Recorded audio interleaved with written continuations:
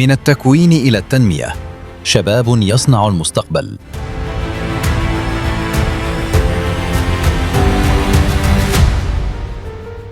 في هذا الوطن لا يقاس المستقبل بما نملكه من ثروات، بل بما نصنعه من كفاءات.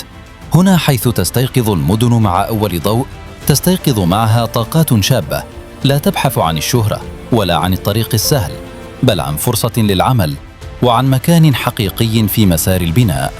هذا الفيلم ليس عن جدران ولا عن آلات ولا عن ورشات فقط، بل عن شباب قرر أن يحول التكوين إلى بداية، والعمل إلى رسالة، والوطن إلى مسؤولية.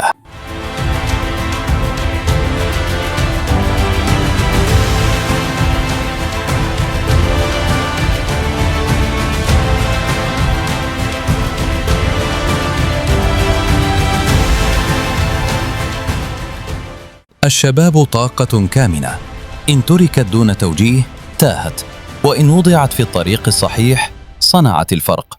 في هذه الورشات لا يجلس الشباب متفرجين، بل يقفون في قلب التجربة بخوذ السلامة على رؤوسهم وبلباس العمل، وبإرادة تتعلم من الخطأ قبل الصواب.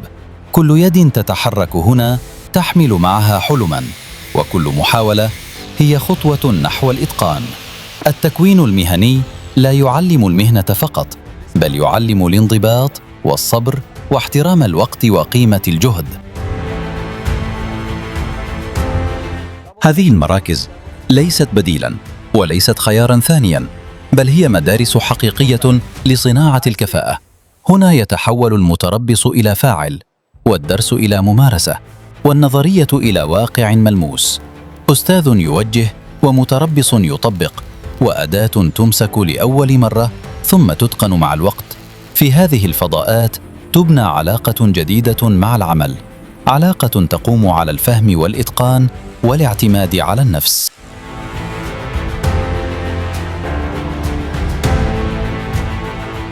حين يغادر الشاب مركز التكوين لا يغادر المعرفة، بل يحملها معه إلى الحياة المهنية. نراه اليوم في ورشة إنتاج، في موقع عمل، أو في مشروع صغير، يثبت أن التكوين لم يكن مرحلة عابرة، بل أساساً متيناً. الحوذة التي كان يرتديها في التربص ما زالت فوق رأسه، لكنها اليوم تحمي خبرة وتحمل مسؤولية. هكذا يتحول التكوين إلى استقلال، والتعلم إلى إنتاج، والشباب إلى قوة فاعلة في الاقتصاد الوطني.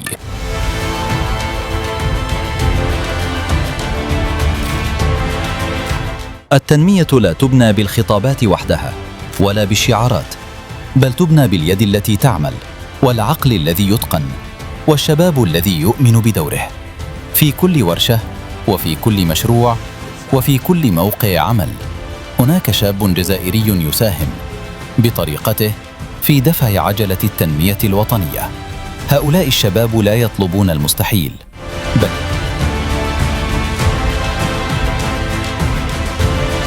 يطلبون فرصة وتكويناً حقيقياً وثقة في قدراتهم.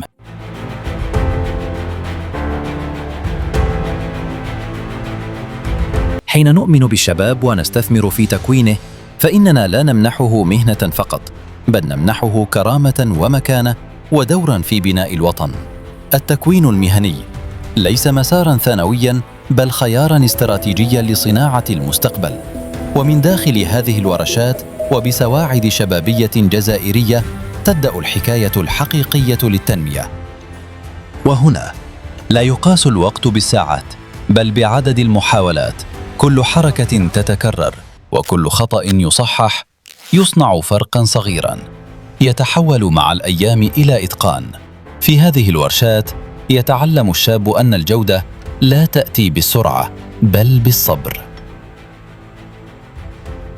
العمل هنا ليس استعراضاً، بل التزاماً يومياً يحمل في طياته تعباً حقيقياً وإرادة صامتة.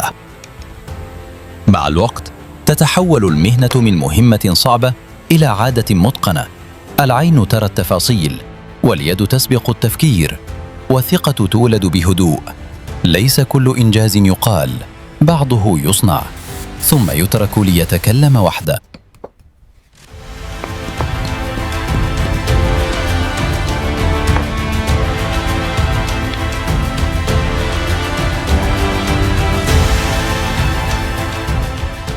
وراء كل خوذة إنسان يتعب، يتوقف قليلا ثم يعود، ليس لأن الطريق سهل، بل لأن الهدف واضح.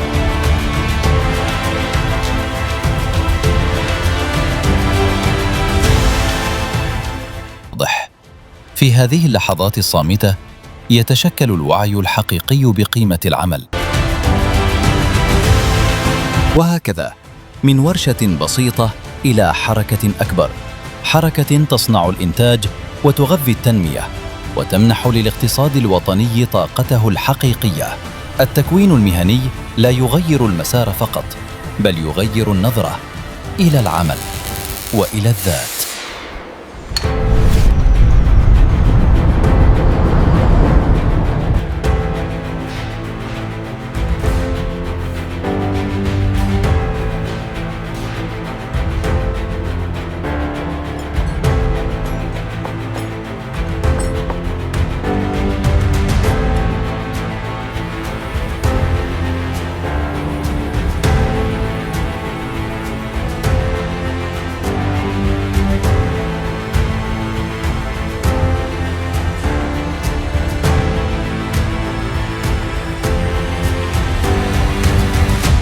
وحين ينتهي اليوم لا ينتهي الأثر، يبقى ما تعلمه الشاب، ويبقى ما أنجزه، ويبقى ما سيبنيه غدا.